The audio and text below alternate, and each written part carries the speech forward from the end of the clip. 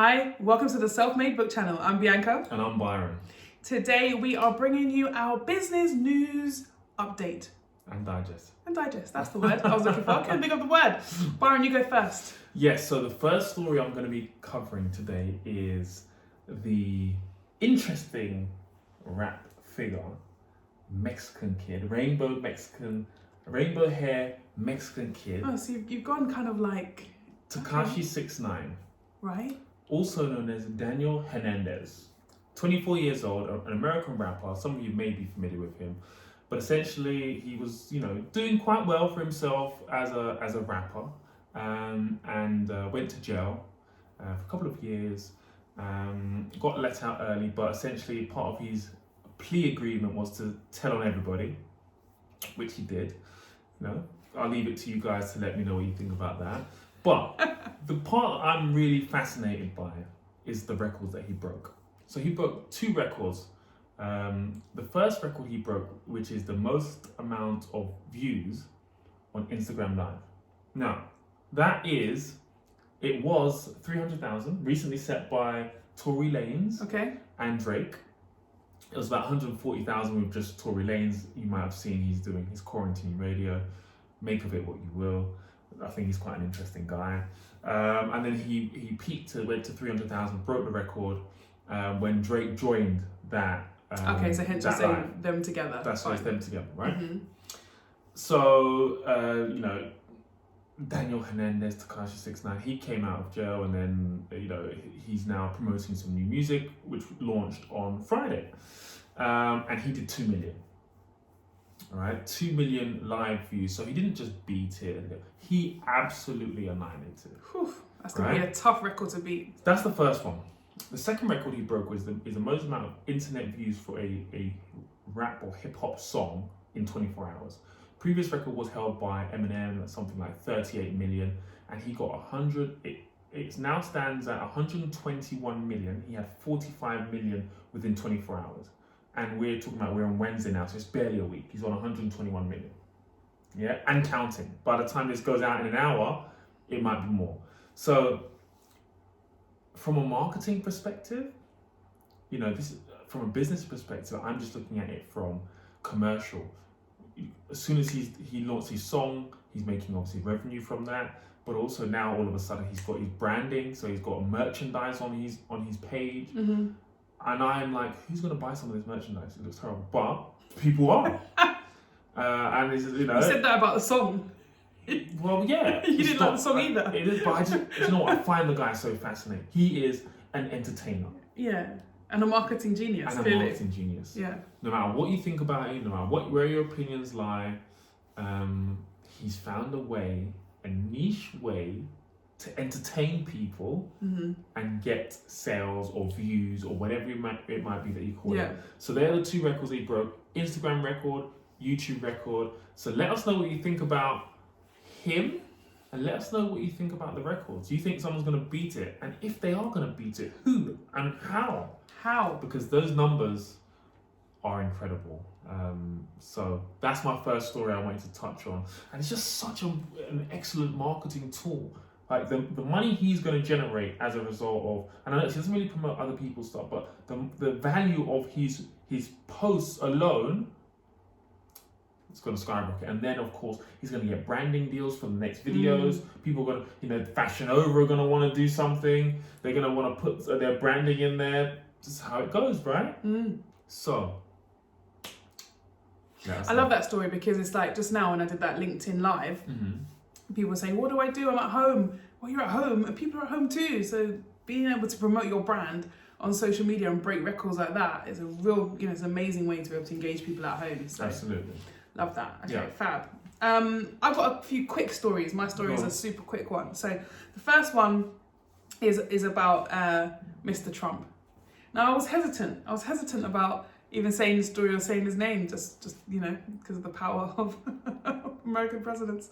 Anyway, but I thought I had to. Just the feminist in me thought, how can I not bring this story out? So he did a press conference yesterday, and basically he did this press conference, and a lady stood up and asked him a question. The question was not an unfair question. The question was, Do you feel that at a time like this, it's necessary to always draw comparison between how America is performing and how other countries are performing? Do you not just think with the amount of people dying, we don't need to have this unnecessary kind of comparison? That was in essence what her question was. Yeah. And the reporter was from Asian descent.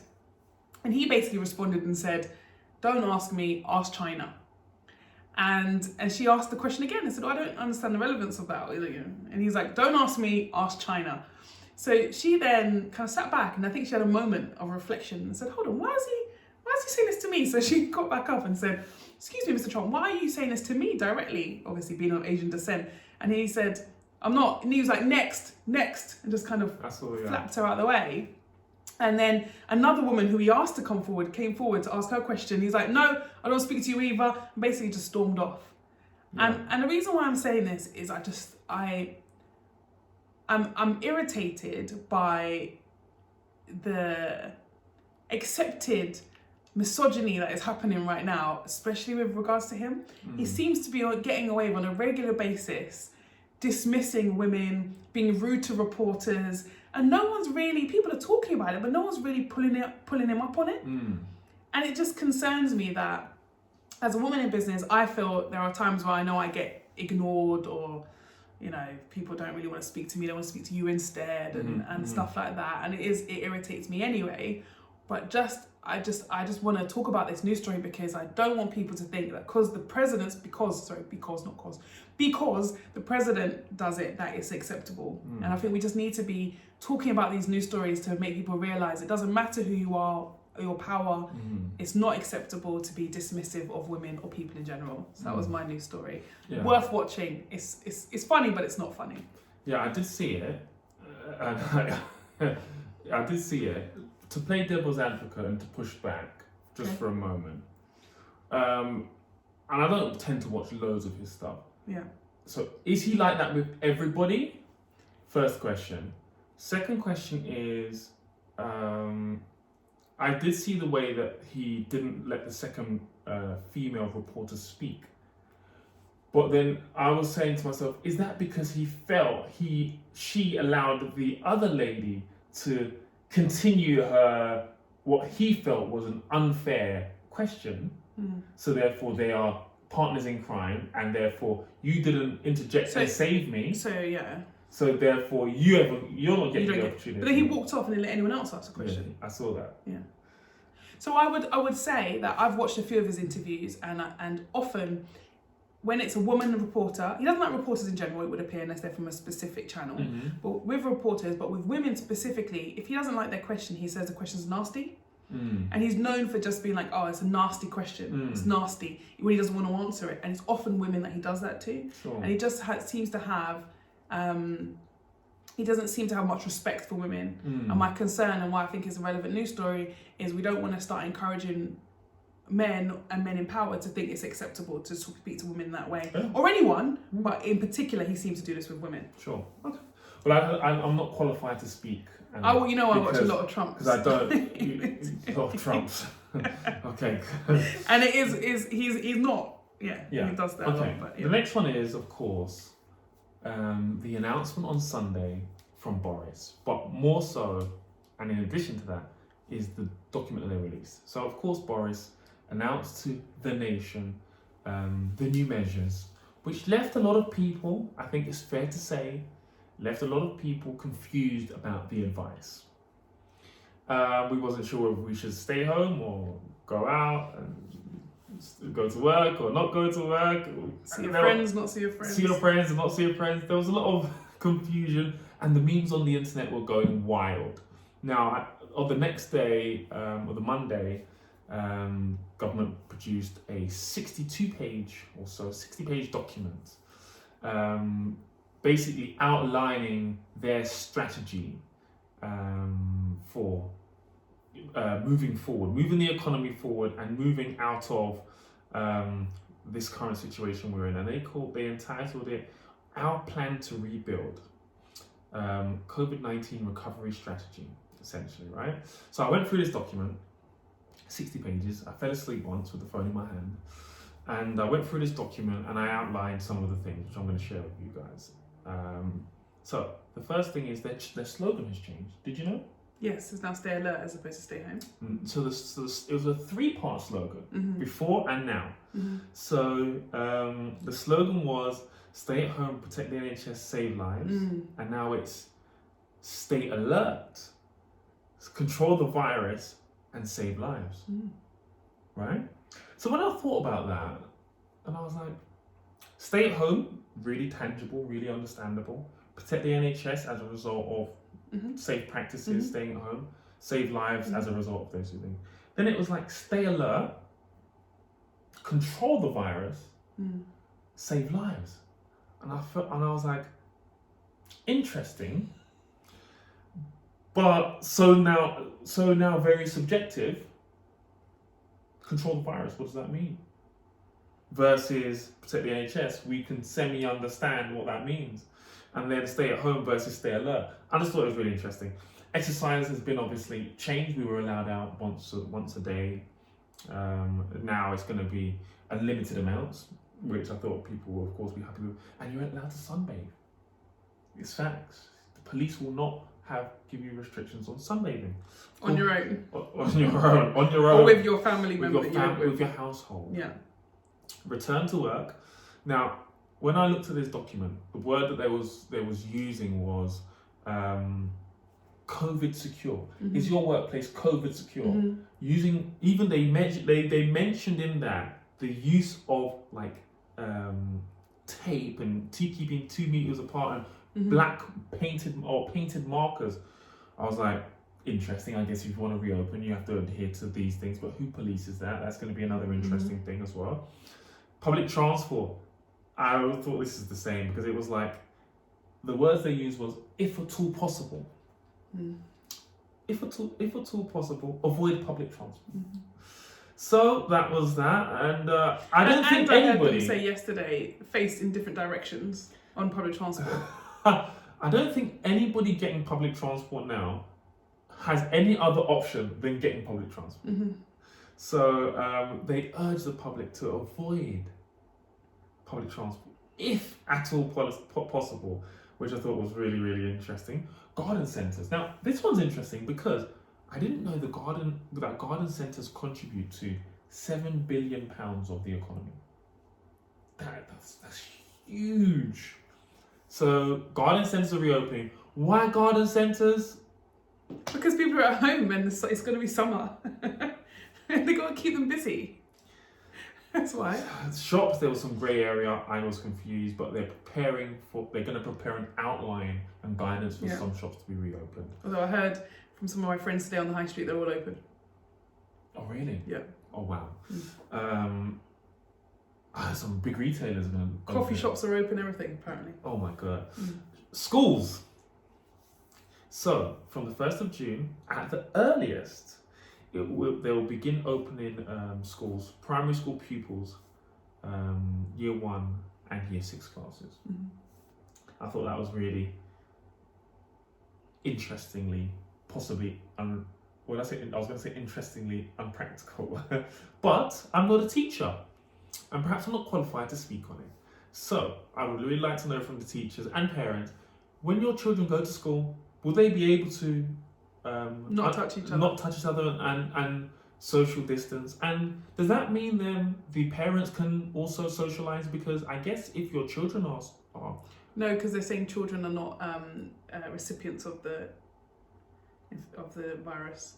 Okay, fine. They're not transmitters. However, they can transmit it to other people. They don't.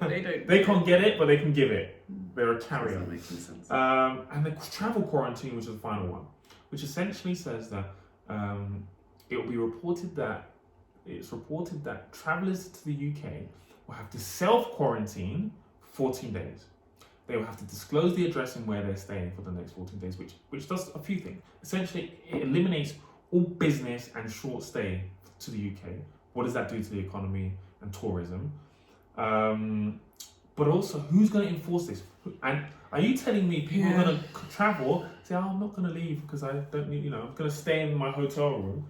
And that, because what about the people that have to look after room service service and stuff like that? Yeah. So anyway, there'll be fines of up to £1,000. Or deportation. or being deported. Okay. So final one, which is fines for breaching outdoor activities is going to be raised. It was up to £100, and now it's going to be up to £3,200. What? How did they go from £100 to £3,200? What do you have to have done? Well, they need to recover the money they're pumping into the economy. I know, but £3,200. What do you have to do? A party in the park? Well, Did they break down the fines? They didn't break down the fines at all. That's so unfair. The historic level was between 60 to 100, and now it just says up to 3,000. Yeah, but let us know what we need to do to get a £3,200 fine so we can avoid it. If you know, no, in fact, I want to know if you know of anyone that's got a fine. I want to know if you have been fined. Yes. I want first-hand information. If you have been fined, what for and how much was it for? Be really curious to know. But 3,200 if you're now breaching the rules, so that people don't take it. Is that if you go out with your mum and your dad? Your mum, your dad, your auntie, and you all live in separate houses. Goodness me. So that's the short story of it.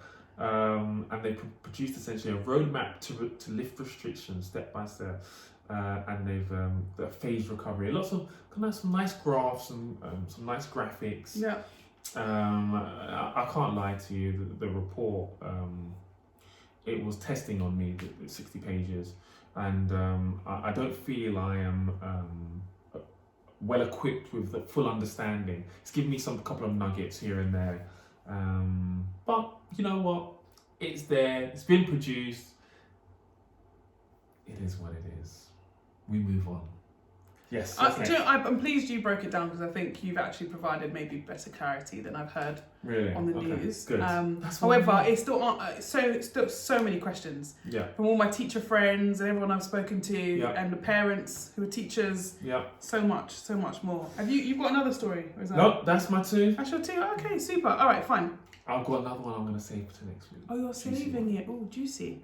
All right, I've got two stories. I don't want to end on the super sad one, so I'm going to go with that one first. Don't know. So I think this is a major story, and again, I think it's a really sad one. So a lady called Belly Mujinga is a railway ticket officer, and unfortunately she's died from coronavirus after a customer spat on her at Victoria Station.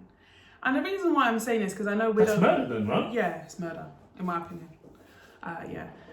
The reason why I'm saying this story, because obviously we don't usually just cover news in general, but from a business perspective, I just think it's so important that businesses are protecting their staff. Because, to be on you can't protect someone from... Yeah, I was going to use a bad word, but you can't protect someone from an idiot that spits at you. No, of course. That's already a criminal offence. But what they've said is, true, except that she had underlying respiratory problems. And so when you have a look at, that they were aware of, you have to put your staff in a position where they're in less danger. So rather than being on the concourse, she could have been inside the ticket office. And to be, the awful human that spat on someone else too, they're also sick. So obviously, you can't, as an employer, it's not for you to find, it's not your fault if these awful humans exist in life. However, I think it is important just to check what your medical conditions of your staff as we start to reintegrate back to work, and the government saying go back, but without much clarity in terms of what you need to do. I think it's so important you double check on any pre-existing medical conditions and just think about the protection you can provide for your staff in terms of PPE and so on, which is why it's so quite upsetting for me that they've said to schools the teachers can't wear masks and can't wear PPE, because I think they need to be protected too as one of our key workers. So I just think that it's just such an awful story. I'm really sorry for her family. That's crazy and very sad. Yeah, awful for just doing your job. Going, she wasn't doing anything. Just did the person know they had coronavirus? Yeah, they said it before they spat on her, so they did know. So awful. What are they doing at the house? It's at a train station, I don't know. Surely if you got the corona... Well, but this is the problem. So many, but it's awful. It's just why, isn't it? It's awful. But on a slightly more positive coronavirus story, Madagascar claims, it's a place in Africa, claims that they have found the herbal cure. Yeah, the cure. For the coronavirus. Yeah. So what is it? What is the cure? I mean, they've not provided their recipe for their herbal organic concoction. Oh, okay. I feel like It's that drink would though, be, right? well, it's a herbal glimpsed concoction. the story. Yeah. So they're saying that they found this cure. Yeah. They've tested it on a few people, and as a result, after taking the first dose within 24 hours, they were feeling a lot better, and after 7 or 10 days, they were basically cured. And their argument is because they are a small African country, the WHO, who is the World Health Organization, are not taking them seriously, and that they have the cure, and people are not interested. It was in the president, right, who said it, right? The president of Madagascar said they've got the cure. They're ready to send it out. Why does no one want it? Kind of thing. Yeah. So what do really, you think? Do you think it's a cure?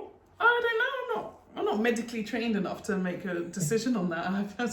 I would never say yes or no, Byron, on that. That's like a real trick question. Yeah. But they're saying it's. What do you guys think? Not only is it a cure, it's a preventative and curative remedy. I wonder if they've said, if it's got like some, ingredients that are specific to their territory that you can only get a particular leaf or I think what they're trying to say is because it's a herbal cure. Yeah.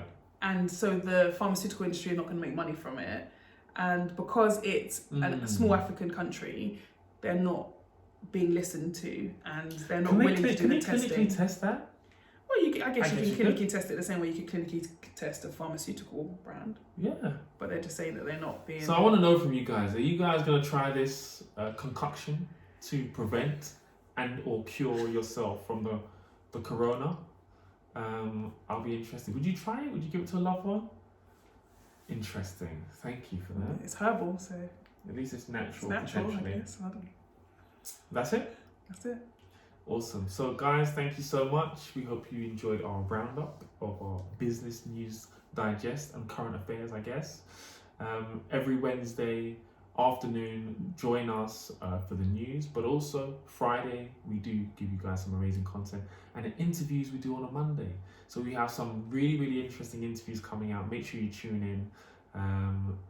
I'm not going to say what some of them are actually, but they are premiered, so you can see some of the titles. And I've had a few phone calls already about them. Yeah, no surprise there, Byron. Yeah, thanks. So when you see the title, you'll know what it's about.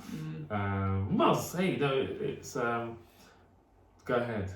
I don't know which one you premiered next, Byron. Oh, okay, it's fine. But if it's the one I think the relationship coaching. Relationship coaching ones, okay. Yeah, talking about some very interesting ones coming. On lockdown, being on lockdown with your partner and sex life and so on and so forth. So some really interesting conversations.